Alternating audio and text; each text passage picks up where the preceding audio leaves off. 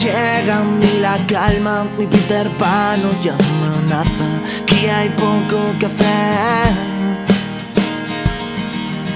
Me siento como en otra plaza, en la de estar solito en casa. Será culpa de tu piel.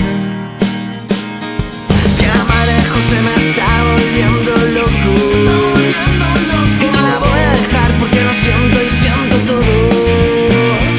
¿Qué culpa tengo yo si esa puerta no la he abierto? Y ha sido su madre que quería que entrara dentro, que entrara dentro.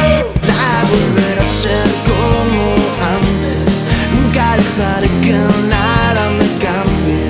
Estaremos conociendo nuestra parte original. Aunque digas no se te ha hecho tarde, sabes que eres un poquito insoportable.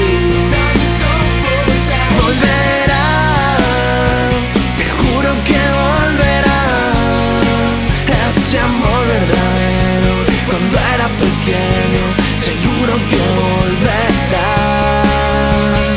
Volver a disfrutar, con algo que decir, con algo que pensar, tener las cosas claras.